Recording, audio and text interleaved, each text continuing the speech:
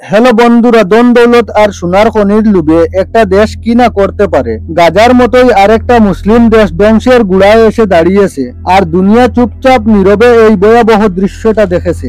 এবার এই গণহত্যা আরবের মাটিতে নয়, বরং সোনার দৌলতে ভরপুর আফ্রিকার ভূমিতে ঘটেছে এই যুদ্ধ।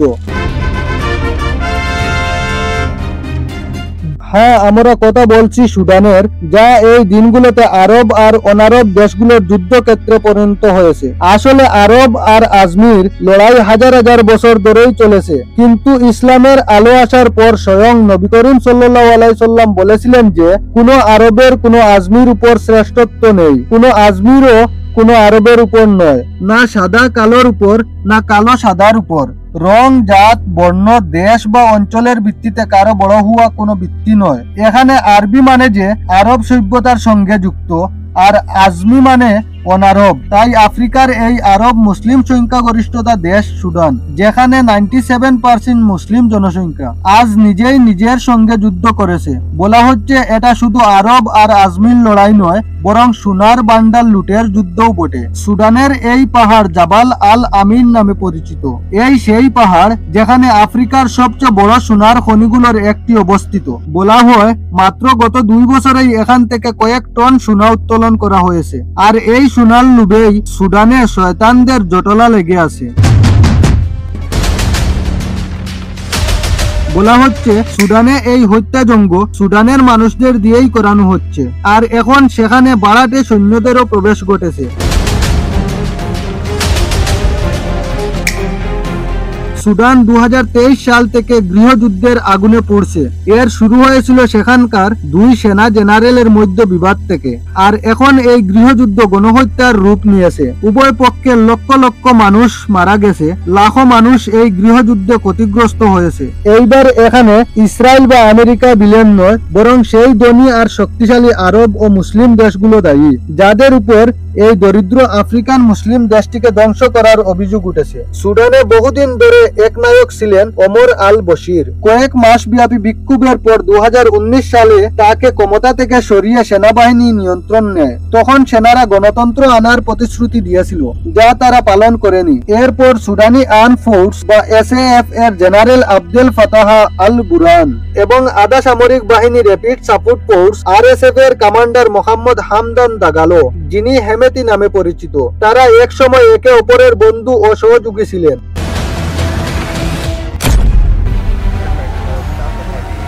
কিন্তু 2023 সালে এসে সুদানের ক্ষমতায় দখল নিয়ে তারা পরস্পরের শত্রু হয়ে যায়। এই সংঘর্ষের কারণে সুদানে গৃহযুদ্ধ শুরু হয়।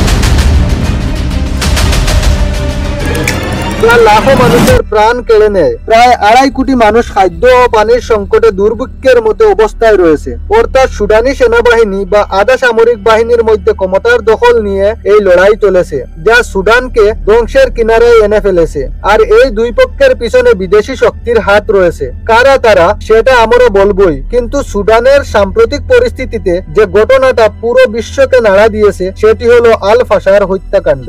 এটা মাত্র গত মাসের কথা, 26 অক্টোবরের সেই দিন যখন সুদানের শহর আল ফাশারে যা ঘটেছিল তা গাজার ভয়াবহতা মনে করিয়ে দেয়।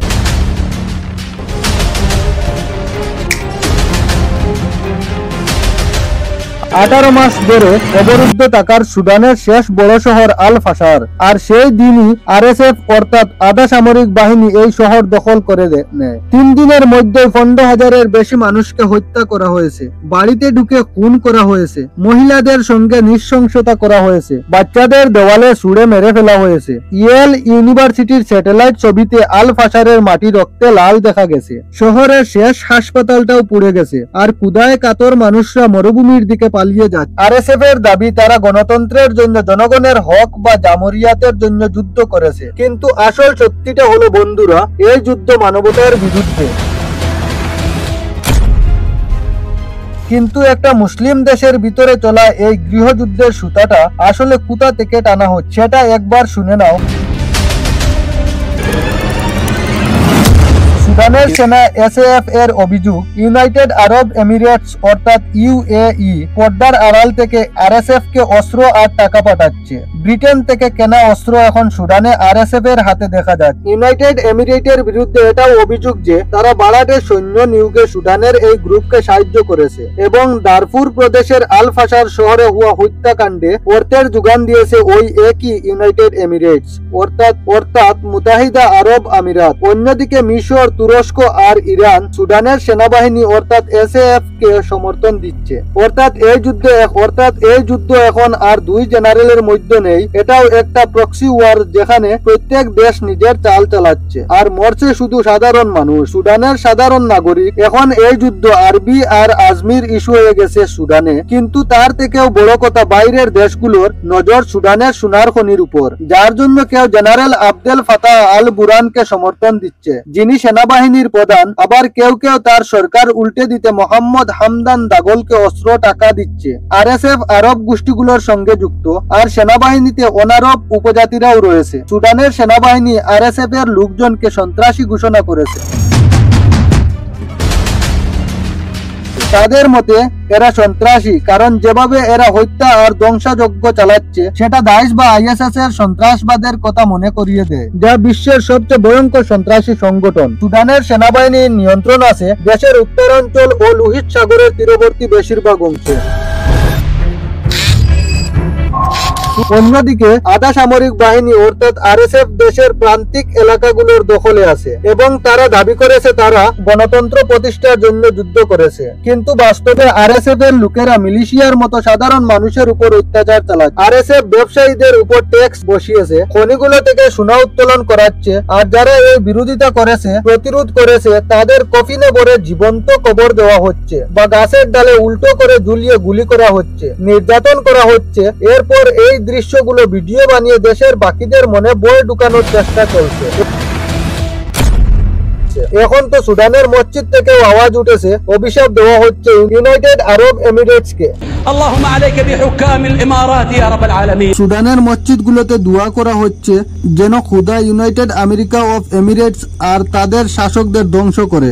জুমার নামাজের পর ইমাম আল্লাহর কাছে দোয়া করেছেন যেন ইউএই তে আল্লাহর গজব নেমে আসে এবং শেখ মোহাম্মদ বিন জায়েদ আল নাইন কে ক্ষমতা থেকে অপসারণ করা হয় আর অভিশাপ দেওয়া হয়। واجعل لحكمه إزالة يا رب العالمين. اللهم إنه قد خرب ودمر وسفك وأراق. اللهم عليك به فإنه لا يعجزك يا رب. অভিযোগ উঠেছে যে ইউএই কে বিক্রি করা ব্রিটেনের অস্ত্র এখন সুদানে পাওয়া যাচ্ছে। অভিযোগ আছে যে ইউএই সেখানে আরএসএফ কে অস্ত্র দিচ্ছে গণহত্যার জন্য। অন্যদিকে ইউনাইটেড আরব এমিরেট এই অভিযোগগুলো অস্বীকার করেছে। মিশর নীলনদের আশপাশের এলাকার বিপদ ঠেকাতে সুদানের সরকারি সেনাবাহিনীর আশেপাশে মিশর নীলনদের আশপাশের এলাকায় বিপদ ঠেকাতে সুদানের সরকারি সেনাবাহিনীর পাশে আছে।